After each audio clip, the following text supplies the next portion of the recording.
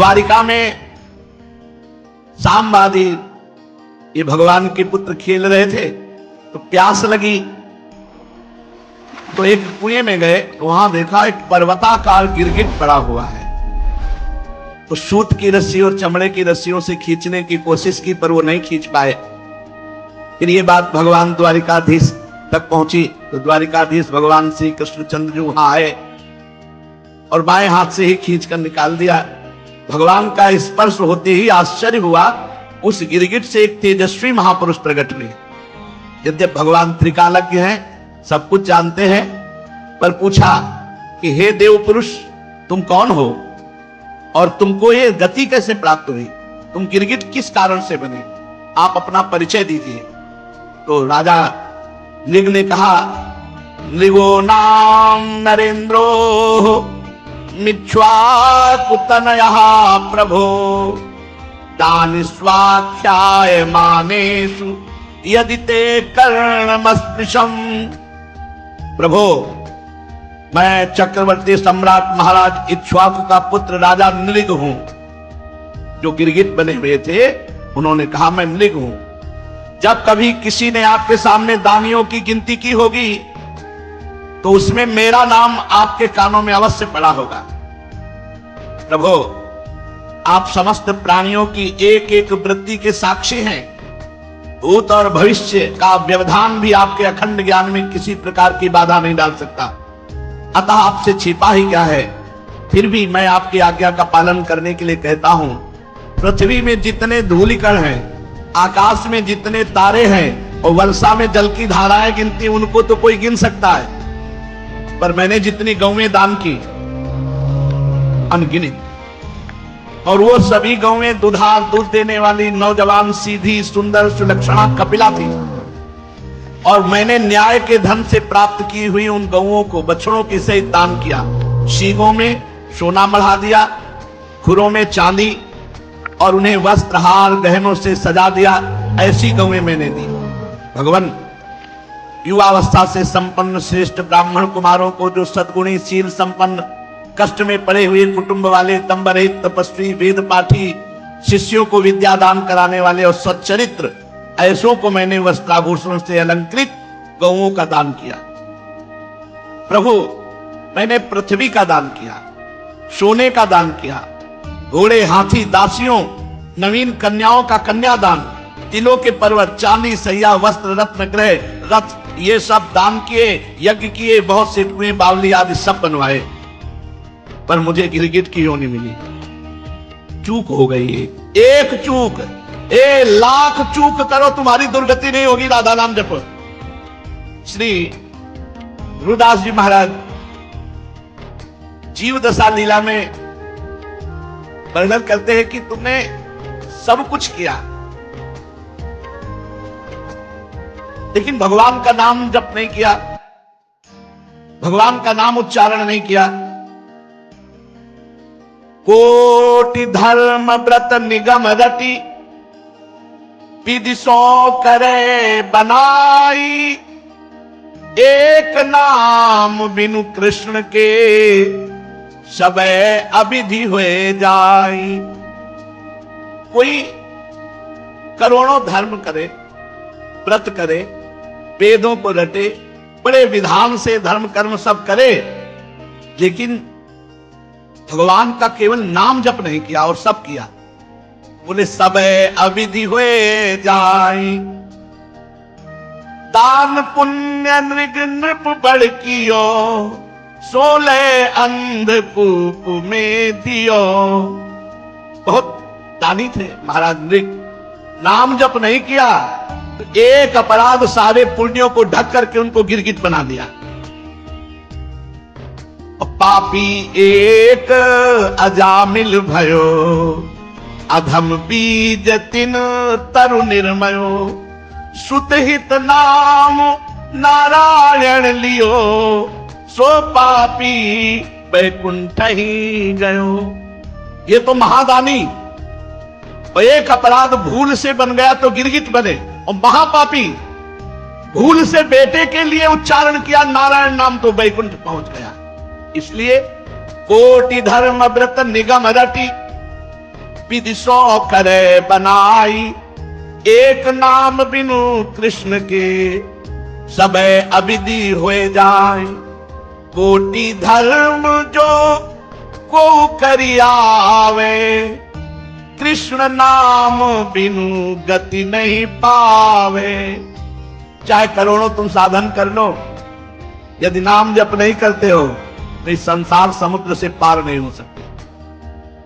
नाम ही सो जिनि बाध्यो नातो, जग के सुख सो भयो हाथो। जिसने नाम से अपना संबंध जोड़ लिया, राधा राधा राधा राधा, तो जग के भोगों की जो कामना है, तृष्णा है, ये नष्ट हो जाएगी। ब्रह्मादिक के भोग सब विषम लागत दाई, नारायण ब्रजचंद की लगन लगी है। अगर आपने हरि नाम नहीं लिया, कृष्ण नाम नहीं लिया, राधा नाम नहीं लिया और ये सब किया तो बेकार हो गया। क्या? हेम को सुमेर दान, अभी नृग जी वर्णन कर रहे हैं, तो यहां ध्रुवदास जी महाराज कह रहे, हेम को सुमेर दान, कितना सोना दान कर, बोले सुमेरु जैसा। और रतन अनेक दान, अनेक प्रकार के रत्नों का दान, गजदान, हाथियों का दान, अन्नदान, भोजन आदि अन्न आदि, और भूमि दान करही। ध्यान से, हेम को सुमेरु दान, रतन अनेक दान, गजदान, अन्नदान, भूमि दान करही, और मोती के तुला दान। एक तराजू में पढ़ने में आप बैठ जाए और एक में मोतियां, और फिर उसको दान करें। और मकर प्रयाग नहान, माघ मकर गति जब रब हुई, तीर्थ पति आव सब कोई। तीर्थराज में मकर संक्रांति के समय स्नान करने से बड़ा पुण्य होता है। तो मोतीनु के तुला दान, मकर प्रयाग नहान, और ग्रहण में काशी दान, चित्त शुद्ध धरही। जब ग्रहण पड़े तो काशी में बड़ा महत्व है, गंगा स्नान करके गंगा में खड़े होकर के अनुष्ठान करना आदि। चित्त शुद्ध धरही, सेज दान, कन्यादान, कुरुक्षेत्र गौदान। ध्यान से सुनो, इतने में पापन को नेक हूं न हरही, कृष्ण केसरी को नाम एक बार लीने ध्रुव, पापी तिहु लोकनि के छिन माही तरही। ये सब दान एक तरफ, भगवान का नाम नहीं। अगर बात मान लो तो सुनो महाराज नृग के मुख से, वो कह रहे हैं भगवान जितनी भूमि में कण है, आकाश में तारे हैं और जल की धाराएं हैं, ऐसी असंख्य गौएं दान की, एक गलती हो गई। क्या गलती? एक दिन दान ना लेने वाले तपस्वी ब्राह्मण की एक गाय भूल से उधर गौशाला के पास गई होगी, तो गौरक्षकों ने समझा कि महाराज की ही गौशाला के, तो अंदर कर लिया। और जो ब्राह्मण को दान दिए जा रहे थे, तो वो गाय जो तपस्वी ब्राह्मण दान नहीं लेता था, उसकी गाय भूल से गौशाला और गौशाला से दान में आ गई। तो जो दान लिए था ब्राह्मण, वो बड़े आनंद से जा रहा था, और वो ब्राह्मण जिसकी गाय खो गई थी, उसने कहा ये गाय तो मेरी है। दान लेने वाले ने कहा ये गाय तो मेरी, महाराज नृग ने अभी दिया है। बोले नहीं, गाय मेरी महाराज नृग कैसे दे सकते हैं? बोले चलो महाराज के पास। अब महाराज के पास गए और जो दान लिया था उसने कहा महाराज आपने गाय अभी दान दी? बोले हाँ स्वीकृत है, मैंने आपको दी। तो जिसकी गाय खो गई थी उसने कहा आप दान कैसे दे सकते हैं, गाय मेरी है और मैं किसी से दान कभी लेता नहीं, तो आपने हमारी गाय दान कैसे कर दी? आपने हमारी गाय चुरा ली। ब्राह्मण की बात सुनकर मैं भ्रमित हो गया, मैं धर्म संकट में पड़ गया। तो जिसकी गाय थी उससे कहा 1 लाख गाय दूंगा, आप इस गाय को दान दे दिया हमने तो दे दिया, तुम्हें 1 लाख गाय देता हूं। उन्होंने कहा मैंने कभी दान लिया ही नहीं, मैं अपनी गाय लूंगा। जिसको दान किया था उससे कहा 1 लाख गाय दूंगा, तुम छो बोले नहीं हम यही गाय देंगे। मैंने हाथ जोड़कर दोनों से कहा मैं आपका सेवक हूं, मेरे से अपराध बन रहा है, आप कृपा कीजिए, इस अपराध से मुझे बचाइए। राजन मैं इसके बदले में कुछ नहीं लूंगा, ये कहकर तो गाय का स्वामी चला गया जो कभी दान नहीं लेता था। इसके बदले में 1 लाख या तुम और 10,000 गाय दो तो भी मैं नहीं लूंगा। ये कहकर दूसरा ब्राह्मण चला गया। जब मेरी आयु समाप्त हुई तो केवल इतने के कारण मुझे यमपुरी ले जाया गया। यमपुरी में ले जाकर के धर्मराज ने पूछा, तुम अपने पाप का फल भोगना चाहते हो पहले या पुण्य का? तो हमने कहा पाप का। तो मुझे तत्काल ये गिरगिट का शरीर मिला द्वारिका के कुएं में। तब से मैं बड़ा कष्ट भोग रहा था। आज आपके दर्शन से गिरगिट योनि से मुक्त हुआ हूं। प्रभु, मैं ब्राह्मणों का सेवक, उदार, दानी, आपका निजजन, बड़ी अभिलाषा थी कि आपके किसी प्रकार दर्शन हो जाए। ये आपकी कृपा है कि पूर्व जन्म की हमारी स्मृति नष्ट नहीं हुई। हे परमात्मन, बड़े बड़े शुद्ध हृदय योगीश्वर उपनिषदों की दृष्टि से अपने हृदय में आपका ध्यान करते रहते हैं। हे इंद्रियातीत परमात्मन, साक्षात आप मेरे नेत्रों के सामने आ गए। ये कितनी बड़ी कृपा है आपकी। प्रभु, मैं तो अनेक प्रकार के व्यसनों, दुखद कर्मों में फंसकर अंधा हो रहा था। आपका दर्शन तो तब होता है जब संसार चक्र से छुटकारा मिलने का समय आता है। हे देवताओं के आराध्य देव पुरुषोत्तम गोविंद, आप ही व्यक्त और अव्यक्त जगत तथा जीवों के स्वामी हैं। हे अविनाशी अच्युत, आपकी कीर्ति पवित्र है। हे अंतर्यामी नारायण, आप ही समस्त वृत्तियों और इंद्रियों के स्वामी हैं। प्रभु श्री कृष्ण, मैं अब अपने देवलोक को जा रहा हूं। आप मुझे आज्ञा दीजिए। आप ऐसी कृपा कीजिए कि मैं चाहे कहीं भी क्यों न रहूं, मेरा चित्त सदा आपके चरण कमलों का चिंतन करता है। प्रभु, आप समस्त कार्यों और कारणों के रूप में विद्यमान हैं।